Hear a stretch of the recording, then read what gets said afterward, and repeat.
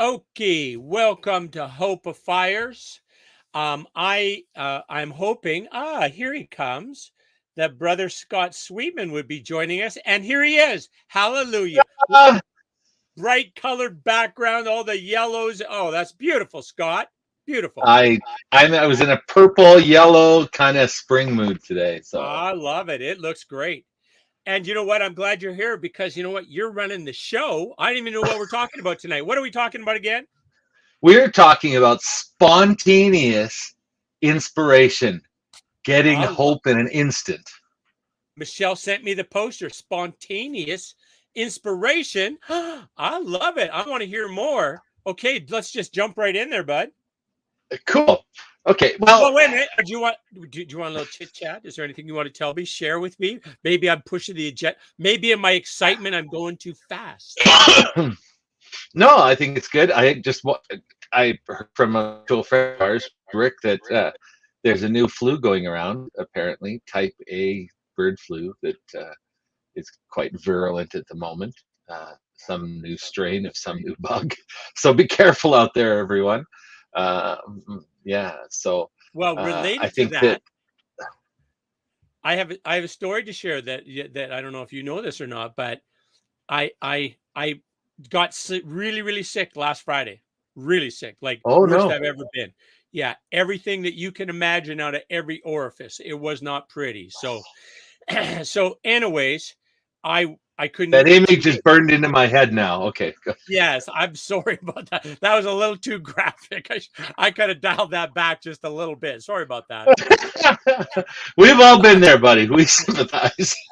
All right. Not pleasant. I could have just stopped there. It wasn't a pleasant experience. Anyways, I No. couldn't eat for 2 days. And My so on goodness.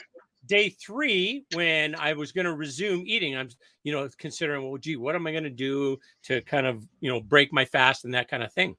And then Sister Serendipity gave me a little inspiration. She gave me a little hip check and said, Alan, brother, you've been without caffeine and sugar for 2 days. Keep that trend going. Oh. Try it. So now it has been, what has it been? Today's Wednesday, 5 days. No caffeine, no sugar, 5 days. Oh, I could go without sugar, but caffeine, no way. Well, you know what? I like caffeine. I see sugar as being negative towards my health. Caffeine probably being good for my mental health and okay for my physical health, but not really damaging.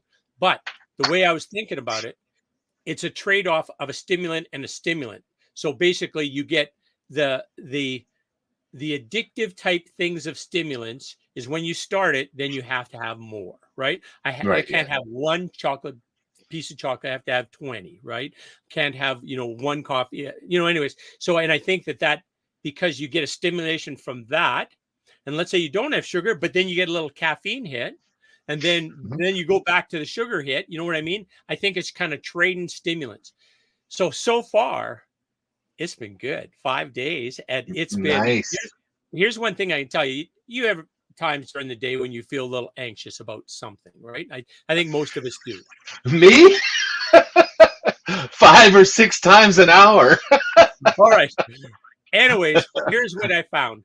I am not a very anxious person, but my anxiety level when I had something anxious occur was way lower, Mhm.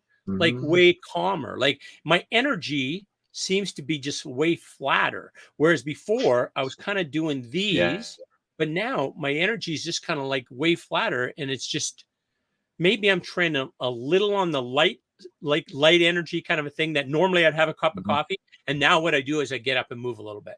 So Mhm. that and drink water. Since I'm not drinking coffee, I'm drinking water like a son of a bitch. And it's like Wow. most of us are dehydrated. Hey, good job, bud. Yeah. Not me. They keep thinking I have diabetes because I drink about 4 gallons a day, but they test me all the time because of course I'm overweight and I drink massive amounts of water. Huh. But no diabetes. And it's just I've always drank farm. It was everywhere, right? All the barns had a hose. It was free. Yeah. It was cheap. Yeah. So Yeah, got in no, habit, right? I mean, what a great habit to have to drink water quite regular. So you've got that health habit. I'm trying to incorporate it more solidly in my life. Nice. But you talk so much of what you said. We could do a whole show on what you just said. But I've read a lot of very interesting studies about how refined sugar is like crack cocaine, like what it does to us as a civilization. Because there's a certain amount of, like in Lethbridge we hear about meth bridge, we hear about oxy and all of these addictions and things, but it's still a minority of the population. But when you look at sugar, you're talking everyone, because Oh even yeah, the people who don't add sugar, it's in so many things, right. fructose syrup and all the names they hide sugar under. And yeah, the scientists will say not good for our health. No, no, Not good and for our on, health. No. like, in terms of the continuum of addictions, it's an addiction like cocaine is, like opioids is. Like it's the same addiction. It's just a not as harmful a substance. Still harmful, but not as harmful. That's the reality of it, right? So No, absolutely. And it's hard to shake. I know that one of the things that we see in working in education overseas is we saw a lot of the Western food culture come into Japan when we were there. yes, So yeah, when we were there was only one or two Western food outlets, Western style, right? yeah, And there were burger places or fast food places, but they were very Japanese and they were quite healthy, and you could get rice and seaweed and all sorts of things on the menu. But while we were there, over the 14 years, the kids' physiology changed. They were heavier, they were taller, they had, missed school more.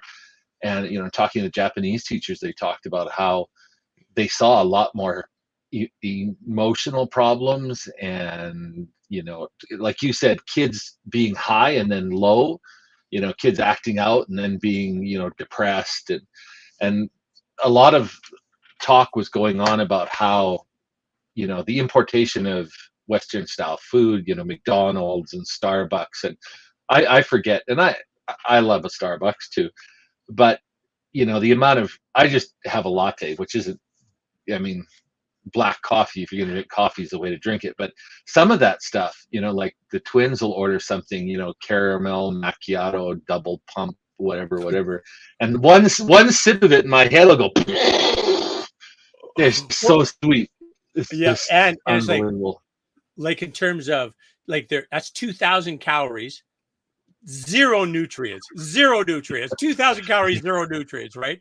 I mean, like, just like in terms of And it what, hits your bloodstream like cocaine, right? It does. It just oh yeah, wham, because it's yeah. refined. If they could put a camera in, and as she's drinking it, you'll see the blood flow start to slow down. Seriously, like they Yeah. monitor that kind of stuff. And I don't know if I told you this before, but this blew my mind. You know how food scientists, of course, to get us to buy their products, want it to be as addictive Mhm. as possible, right? So what they do to Absolutely. test their food, they put their test subjects in a functional FMR or a functional MRI machine. So they MRI. eat the Yeah. things while they're watching their brain say, "Ooh, look at that addictive pathway! Hallelujah! That's a keeper." So, man, Yeah. we're really being unfairly chosen, like unfairly manipulated, right? That they're using science and our biology to sell us crap so they can make money, right? That's crazy. So, Well, yeah, it's been a long time since I took business classes, but the underlying principle in business is that business isn't about virtue. Business is about making money for the shareholders. And I mean, at its simplest, that's what capitalism is, right? And the idea is that if your product is really bad and kills off all your customers, then eventually your company will go broke and you'll lose your market share, and somebody with a healthier product will take over. Um, Except for the fact that the population keeps going up. And if your own shares, Kellogg, I mean, Kellogg started out as a health food company, and I don't know. I think I tried some Frosted Flakes or something, a Kellogg's product, a few weeks ago, and it was just like shoveling in the sugar. It was like, it was Hey, crazy, have you ever heard of crazy. John Robbins? John Robbins of John Ocean Robert. Robbins. They speak all over the place about nutrition and that kind of a thing. But John Robbins, was the son of the Baskin Robbins type empire, ice cream Ah, yeah, empire. yeah, yeah, yeah. And at an early age, he determined that ice cream was not a good thing and said, no thanks to the empire. I got nothing to do with your ice cream. And so then he's been, since then, has been a, an advocate of no dairy, no, and like, and of like Yeah. plants, a lot of plant-based things. And of course, plant-based, all of it, the logic is super, super nutrient dense, but calorie light. So what happens when you eat nutrient dense, calorie light foods? You get all the nutrients your body needs, but your weight stays really low because you're eating so much low calories, right? So Absolutely. Well, I'm glad you feel healthier, better. You're not sick anymore, right? You're here in front of us, so you're not running anywhere. So that seems better. I'm Um, 100% yeah, for sure. excellent. And you broke right into our topic tonight, and that's spontaneous inspiration. So you were sick. You got suddenly sick, and you were down and out. And in that, you found inspiration to change your diet, right? Yeah, So that's what true. we're talking about tonight is looking at things. We're going to talk about two things. We're going to talk about what you did, which is really where you take something negative and you turn it into a positive, and that's a spontaneous kind of inspiration where it, instead of the negative effects of something, which you could have laid there and said, you know, I had no idea I was going to set up the topic so nicely, Scott. Isn't that beautiful? Carry on. so. And the other kind of spontaneous inspiration is where you allow yourself opportunities to be inspired to a hopeful and happy state by the action of yourself or others around you. And I have some examples of that will go into it. So I think that everyone out there, it goes beyond cheering yourself up. But what do you do if, like you said, you're feeling nervous? But what if you're feeling kind of hopeless? What if you're feeling blissful and down and not hopeful? What do you do to charge yourself up? Yeah, that doesn't happen very often. It did when I was really sick. I felt, Yeah, yeah, horrible, of yeah, course, yeah. right? So just like all I did was just try and rest and just breathe and just be quiet, like, and just sort of not enjoy it, but I guess just be there with that experience. That's Experience the it. experience I Yeah. was having. Here's what it is, right? So yeah. Well, I So think that you found and you've developed a habit which has become a mental muscle reflex. So they've done a lot of research in developing habits, and it's like creating a muscle, right? So sure. we all start out with low self control. Well, a certain amount of self control, a certain amount of positivity, a certain amount of self restraint, a certain amount of all of those feelings. And then as they get worn down or we expend them, right? So, if you're dealing with somebody that's very rude, your patience gets, you flex that muscle of restraint and acceptance and and it lowers your reserve. And so as our reserves get lower, our ability to deal with those things becomes less and less and less. And by learning that, we've also learned that you can build those muscles just like a physical muscle so that you have much larger reserves and that they're not infinite. No one can have an infinite supply except the creator, perhaps. But us mere mortals, we're given a certain amount or we develop a certain amount and we can build more. And if we maintain a habit of doing that, then that muscle learns that, if you will, and it becomes muscle memory. It's, like the I sports we do. I follow you 100%. I'm 100% agree with you, except for one point. You don't know that it's not that you couldn't be all the time that way, right? Oh, You yeah, know what I'm we saying? could, sure. You're saying, oh, it couldn't be maybe the God. Well, for sure God or for sure creator, but maybe us too, right? All I'm suggesting, let's not argue for a limitation, right? No, and yeah, I agree. I tend to think of us as being part of the created order, so I don't assign infinite capabilities to us. Okay, So I may have misspoke in that I don't think that we have an infinite amount of anything, right, because we are created. I mean, right. at least us, our physical corporal being here is created. Our souls or spirits or things may not be, but I get your point. Well taken. that no need to caveat or limit that. That was an unnecessary statement. So the point is that if we learn and practice exercising those muscles, they get stronger and they get to the point where we don't have to think about them. They automatically go about their business. And we've all met people that, they drop something and instead of, oh, damn, they're like, oh, they chuckle to themselves and, clean up the mess. And it's not in any way a negative part of their day. They just, whoop, and right on. And it could be something much larger than, dropping something. It could be a car accident, could be getting sick, as in your case. And so that's sort of the first stage where people acceptance, right? Where we practice accepting things that affect us in a negative way. Like you said with your cold, right? You just accepted it. I'm going to experience it. It's going to pass. We're going to get through this. And when it comes out the other side, see what I did there? Yeah. It's going to be better. And so that's the first step. And then if we want to practice, unintentional or instantaneous inspiration, we allow ourselves to just at first even passively be open to the idea that there could be a positive in this. And I think that that's a really important thing that I've read about and learned about as a person, is instead of immediately jumping to, well, I'm going to do this, just allow yourself to say, what could possibly be good from this experience? I feel terrible. I feel like I'm going to die. Yeah. But just, let you sort of that neutral state first. You know what I mean by that. You were describing that, right?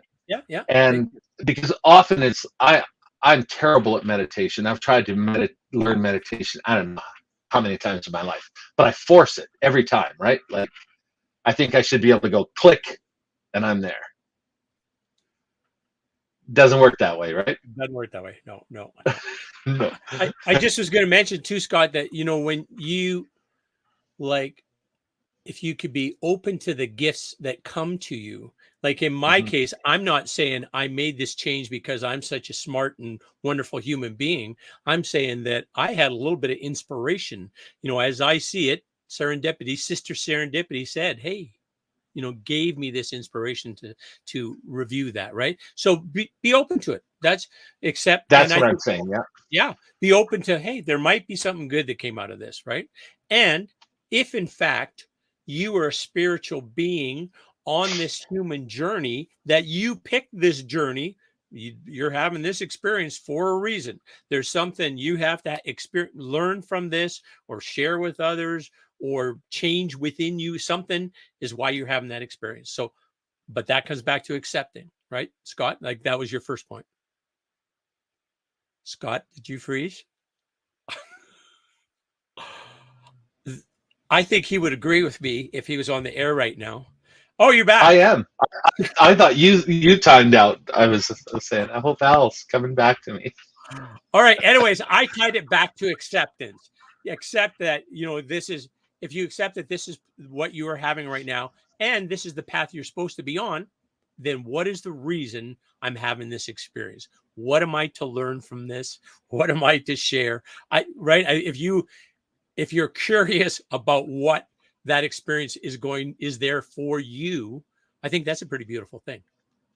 I agree. And looking at holy people and people that are respected as sage-like, or leaders, or healers, or shaman, or people that we look to for guidance and to help us out when we get into troubled times, often they've gone through so much of their own personal pain and trial that they've learned that they can let themselves get that neutral state and just let go of, and that, sort of detach from the negativity, that the positivity will come to them, and in a very instantaneous way.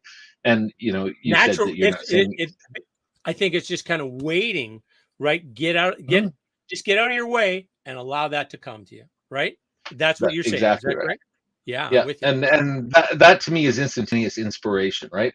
Yes. It's something that comes to you. That the first step to that, though, is really in most everything that I've ever read about it, is getting to that neutral state, letting go of those negative, as long as you sit there and think, I feel terrible, I'm going to die, everything's a mess, you're not going to get to that state where you're open and receptive to that inspiration or that change. So if you want to build up your muscle, and this is what I was going to say before I went on a tangent, is that I know that you've worked on building this muscle for a long time, right? And people that we look at and say, oh, he or she can really handle things, and they can really, always find the silver lining. Often when you look at it, if you really know them, you could see a period of their life where they didn't. They went through some hard times. They went through some hopeless periods, and through trial and error, through getting, hitting. People say you have to hit rock bottom. I don't know if that's true, but you certainly have to learn that. They always say that if I remember when I went whitewater rafting for the first time, the guide said, don't try and swim against it. He said, try and keep your head upstream, cross your ankles, keep your hands by your side, and just go with the water. Your body will float. You're wearing a safety jacket. He said, you start flaying around with your arms and legs, you'll catch them on rocks, they'll get broken, Yeah. and then you could be in trouble. He said, keep your legs crossed. If you hit a rock, you'll sort of glance off to the side. Yeah. And that's quite a metaphor for when you find yourself in a troubled state or a hopeless state. Is often if you could just keep your arms and legs inside the ride, as they say, and let yourself say, okay, this is happening, I'm going to go through this, and it's going to be okay. And I've used that out loud even when I've been facing some surgery or things that I was quite scared about, is just reassuring myself that, you're going to experience this. So experience it. Yeah. Don't be scared of it. Don't fight it, because it's going to happen one way or another. So you Yeah. might as well be accepting. Yeah. That's how they always I say. love your troubled waters, and this is, you're kind of tucking to protect yourself, right, for that Yeah. ride, and that's beautiful. And then you let the ride happen, and see how it goes, right? So yeah. And it's when you fight it is when you get in trouble, right? You're ending up on a sunny beach is what's going to happen. Hopefully. I hope so. You bet. So that's the first step. And I think that if people want to build up that muscle, practice on small things, when maybe you've got young kids and they draw on the wall, or they do something that all kids do, just force yourself to take 10 deep breaths, and force yourself to smile, and just say, you know what, my mom or dad were probably in the position I'm in right now, and they survived and I survived, and I'll survive this moment. And before you launch into trying to get off the wall, or deal with the kids, and I think Hey, all things. Scott, did I Sorry? tell you you get a 5 Google star rating for topic selection tonight? Beautifully done, brother. Carry on. Thanks. So that's the first kind, and then the next kind. How are we doing for time here? Okay, so just to finish up this, and we could do lots of shows on it, but people can look into it themselves. Is if you fall out of the boat, do what my river guide said: cross your legs, keep your hands tucked to your chest, try and keep your head upstream, right, and let the water move you down the river. And you might get bounced around, you might get banged around, but you're not going to break an arm, you're not going to break a leg. Right. I love that. And if I just add one thing? At that point, you are not concerned about any belongings, like what's going to happen with your phone or your blah, blah, blah. You're worried about your health and protecting what you've got, right? Conserving what you've had. Have you ever had a horrendous car crash, Scott? Oh, yes, I have. Yep. And at just the instant or two afterwards where you kind of do the check. Oh, does this work? Oh, it does. Great. Does that work? You kind of do a little inventory of what things are still functioning and where's the pain and what are the next steps, right? And, who do I smell gasoline? Any smoke? That's kind of your little after crash check. So what are you trying to do? You're trying to how do I protect myself? What are the next steps to keep myself safe? And that I think we all got to do that, keep ourselves safe. Yeah, and once we learn to do that, once we learn if we get thrown out of the boat, we all get thrown out of the boat. That's part of riding the river, right? The water gets high for all of us, and it gets rough, and we get thrown out of the boat. Is we just have to learn to roll without water until the water either gets calm enough we can swim or dog paddle or whatever we can do, or like you say, we get thrown up on a sandy shore and we can lay there and relax and dry off and think, whew, and probably you'll just go upstream and do it again because that's the way human beings are, and we just like riding that river, so we can't help ourselves. And then from that, if you've built up the ability to go to that neutral place and open yourself up to the sort of spontaneous, instantaneous inspiration, then you can actually take an active role in it. But you have to learn that neutral first because you can't force it, right? You have to let it into you. And by active, I mean recognizing it. And I'm pulling in a lot of stuff that I've read and trying to make it into a simpler language. But first of all, you have to be open to that wisdom or that impulse or that inspiration. And then you have to be willing to reach out and act on it, right? And that's the full process. And once you can do those two things, then you can turn whatever's happened to you getting thrown out of the boat into a really cool experience you can tell your friends, right? Say, hey, wow, guess what I went through? And survived and made it through. Yeah, exactly. Which is really how we should talk about things like surviving COVID and, even your cold on the weekend or, oh, that's it. That's a great idea. Now it just got way worse. I barely survived that. Thanks, Scott. Well, and when kids fall down, I think a lot about, because I always have tried to be a good father, and often we're angry. We're angry with ourselves. We're angry at the child. We're angry at whatever hurt the child. I don't know if this is a man thing or whatever, because I'm a man, so consequently I'm stuck with that thinking. But I remember one time Katrina was playing. All suffer, Scott. All us men suffer from that problem. So that stupidity. It's not my own. Different levels, So yes, exactly. Katrina, I was caveman, and I think I'm like, 1990s human now. I'm doing nice. Pretty good. Yeah. Good job, Katrina. Not me. So they were playing soccer, and they'd been told not to play in this empty lot. But of course, an empty lot, especially when you're told not to play in it, they were like 6 or 7 or something. She wipes out right on a big piece of cement that was hidden in the grass and tore all of the skin right off her kneecap. Like it was just hanging there. And I got to her before she could see it, and I cupped it in my hand, right, and scooped her up off the ground. And of course, she's in shock. She's not even realized how badly she's hurt. Right. And so I'm pretty much running down the street because there was a hospital a block away from our school. And so I've got Katrina, she's the blood's, squishing out between my hands. I'm sort of hiding that so she can't see that. I'm talking to her as we're going through all this. And good dadding. Wow, good parenting there. Woo. Well, except, I was mad that, I should have stressed harder that what could happen if they played in the park.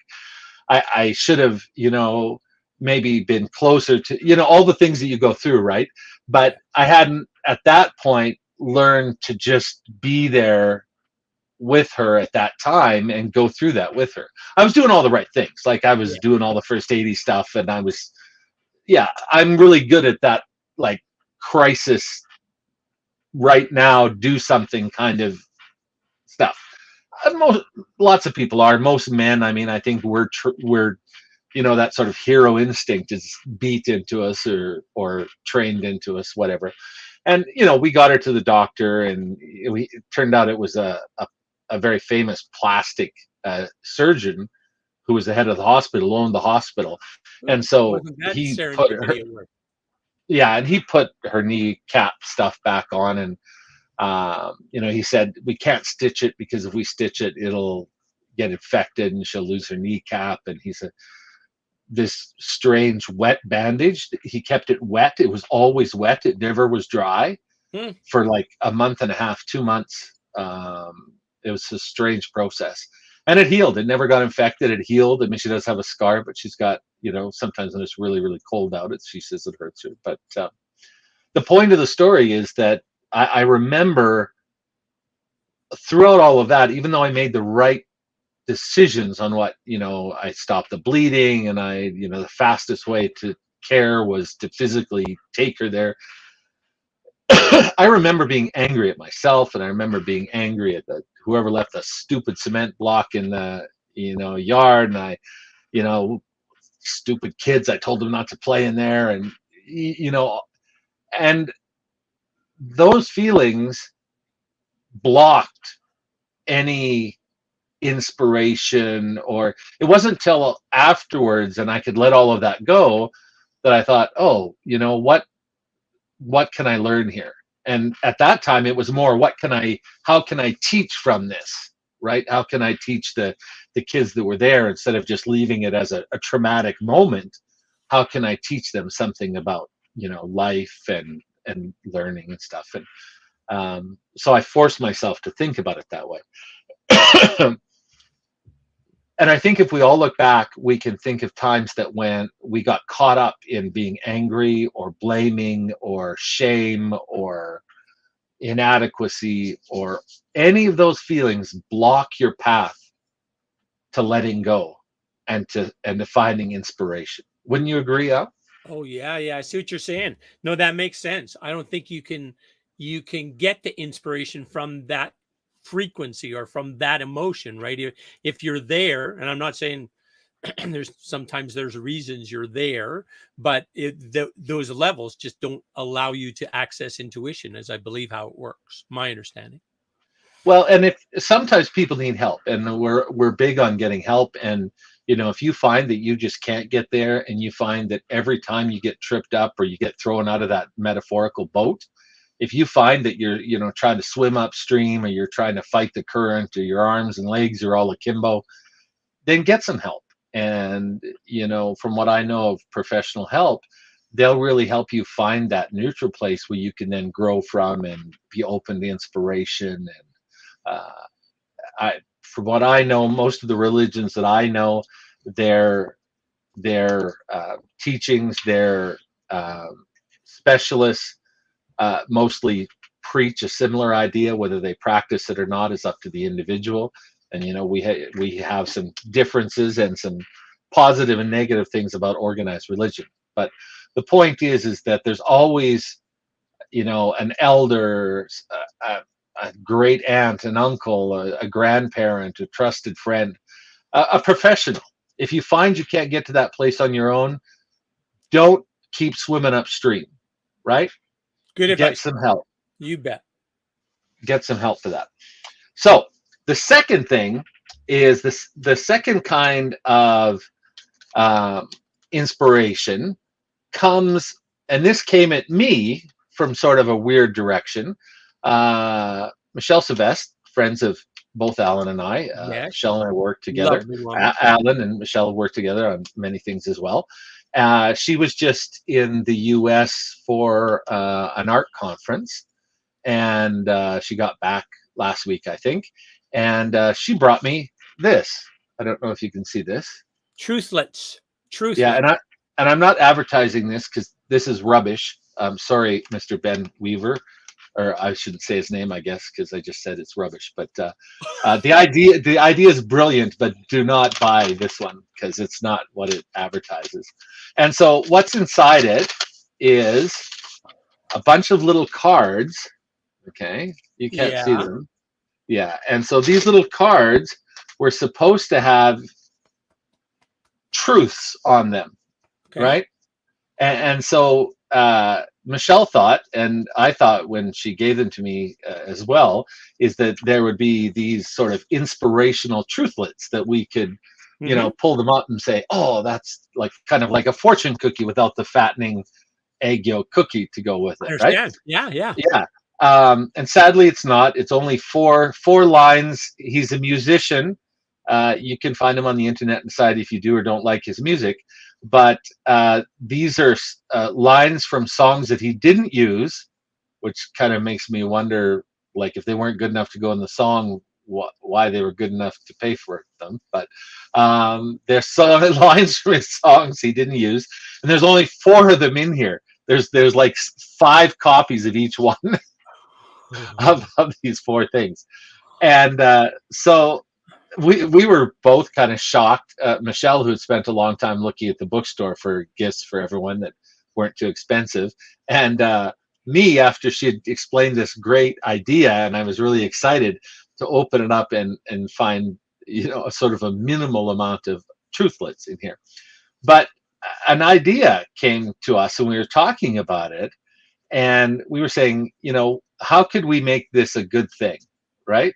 Mhm. And one of the things that, and it may have been one of the girls, it may have been Michelle, I don't know, it probably wasn't me, came up with an idea that even if we can't use what's on them, one of them is sort of offensive, I think. I wouldn't say it or use it or give it to anyone, but the other ones are not too bad, is they leave them in a book. Go to the library or, one of the little book kiosks in your community. Mhm. You live out in the country, so you don't have those, but No. you know what I'm talking about. Mhm. Yeah, they're a little box in your community. People put books in there, and you can take them out and read them if you like, or whatever. Nice.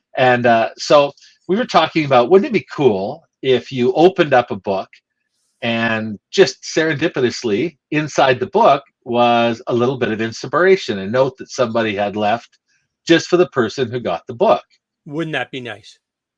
Yeah. And so we Yeah. got talking about all of the different ways that you could share spontaneous inspiration with people.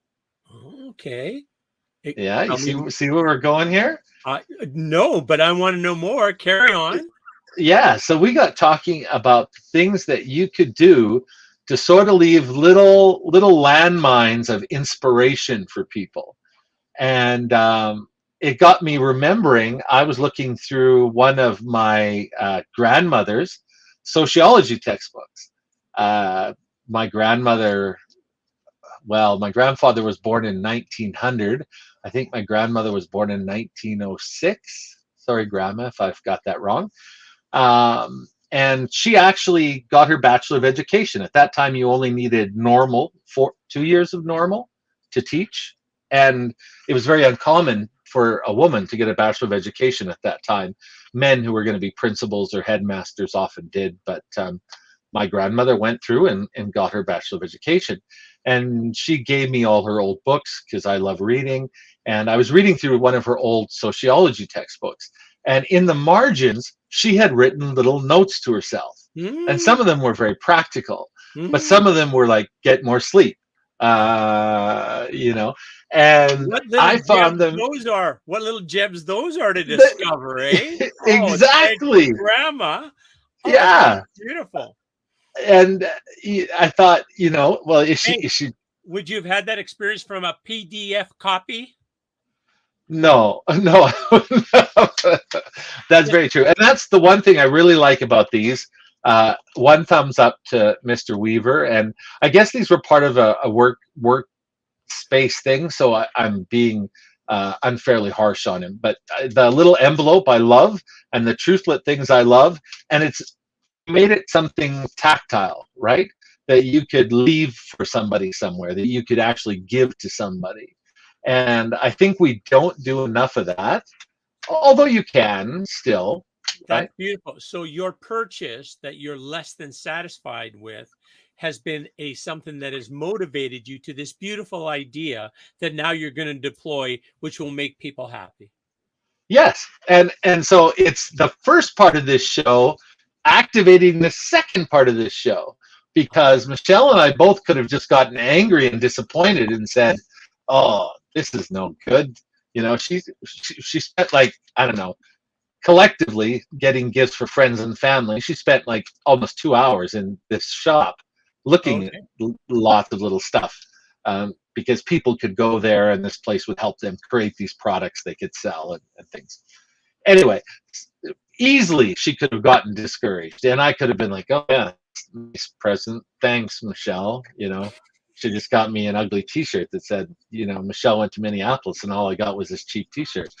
But that's a joke. Probably millennials don't get that joke, right? It was a meme 100 years ago when Al and I were kids. But yeah, so we let ourselves get in that, you know, okay, for me, it was, I really appreciate that you took time to look for this. And for her, it was, well, you know, this fellow tried, and, you know, he put something out there, and not everyone's going to like what you put out there. And maybe the next one he does will be better. Maybe he'll take some feedback. And so it was, you know, it didn't take as much time to get to a neutral place, and then even less time to start thinking about how we could turn it into Yeah, build on it and make it a more grandiose, more positive. Yeah, beautiful.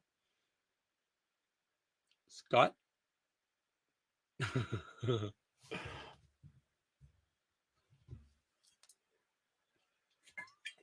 Well, I think I don't know if hey, there you're back. you're back. Yeah. Okay. I don't know what's going on.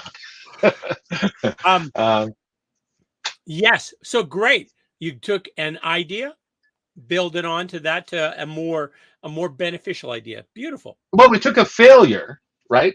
Or what could be considered, it could have gone the other way. And we said, you know what? Let's not let this be a failure. Let's let this motivate us to take the idea that we think Mr. Ben had about inspiring people with truthlets, and let's bomb a bunch of these. Let's make our own and spread them wide and far. And we sat down with the family and said, okay, you know what would be really cool? And I used the example of my grandma's textbook. What would be really cool if you were just doing your thing and you were like, whoa, you know, there's a comment or there's something shared or there's little spontaneous, serendipitous inspiration point, right? Nice. And we Mhm. and we brainstormed that for a while, and we came up with lists of things that we could do. Woo. Like, Good and stuff. my challenge is for all of you to do the same thing. Yeah, Ah, yeah, nice. Okay, so we're the challenge that we're putting yeah. out to our viewers is that Yep. they will think about what kind of a nugget, what kind of little piece of information, inspiration, pardon me, that you would find somewhere in your journey that would increase your hope, increase your joy, increase your compassion, increase your love. Is that what we're saying, Scott? I'll give you another example. I know a fellow that when he left a tip, he also always left a positive note for the server. Nice. Uh, you know, and so money is nice, but getting a little handwritten note on a napkin saying, you know, we enjoy our time in your restaurant today because of your great service, or Nice. something like that.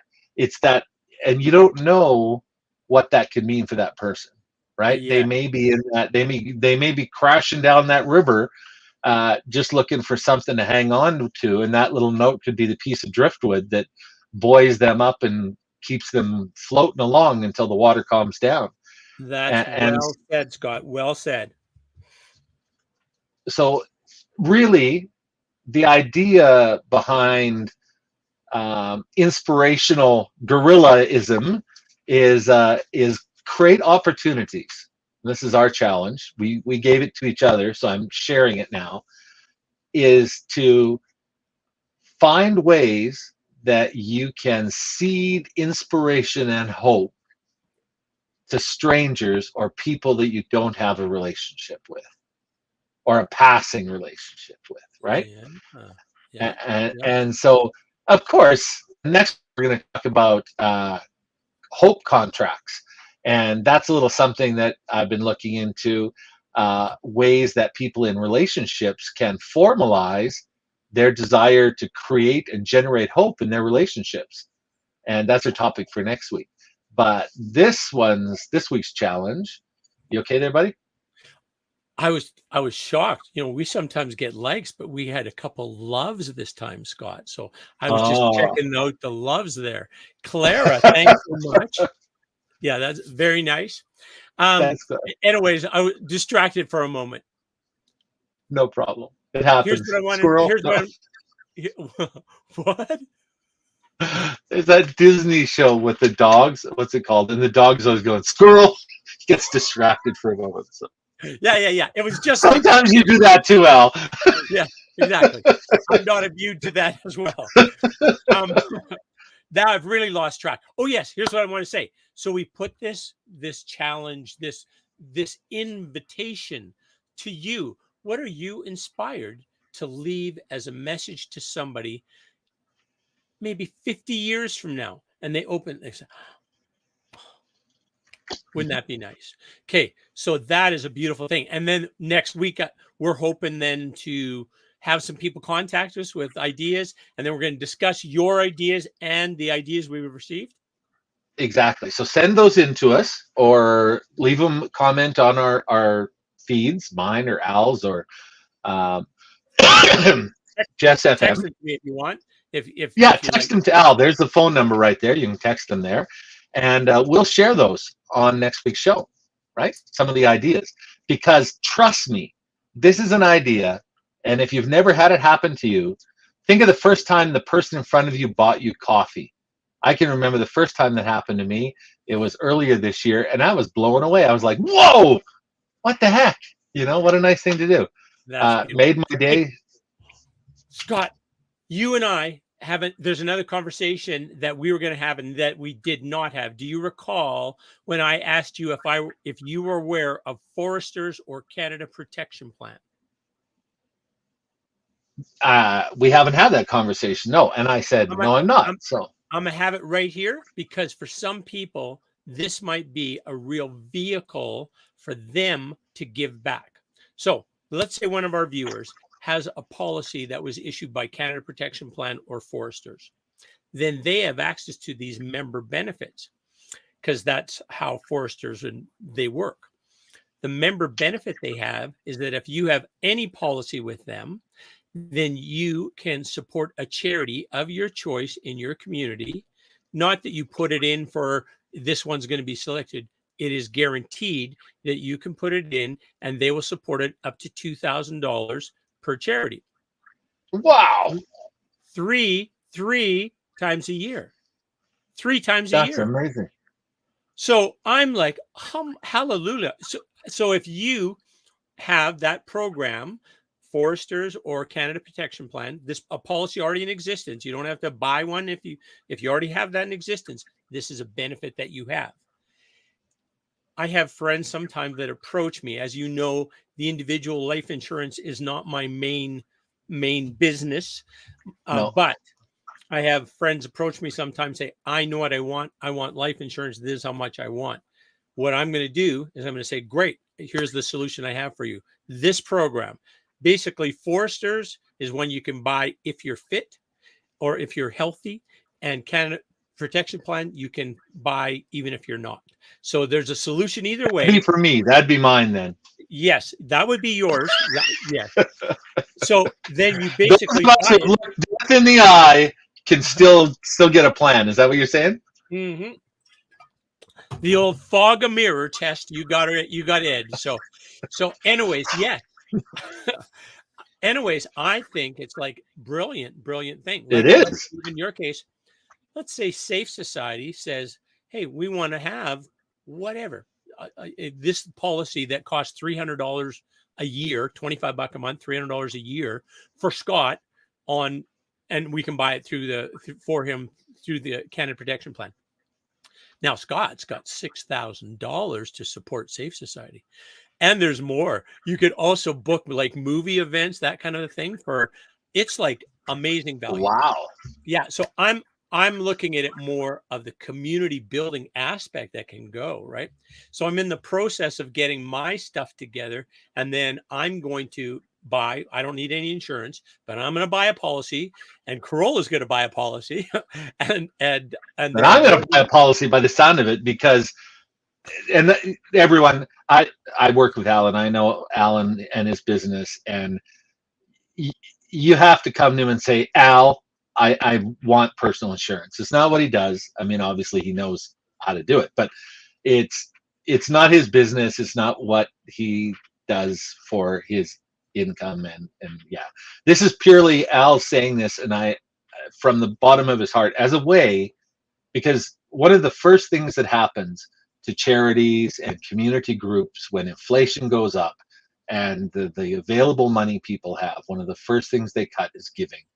And that's just a reality. And those of us that work in And not-for-profit, you have to look after your own needs first, right? You got your family's own absolutely. needs first, no question. But here's a way of one of those expenses that you're continuing on is a premium to foresters. Hallelujah. Hallelujah. You just found $6,000 to support your community.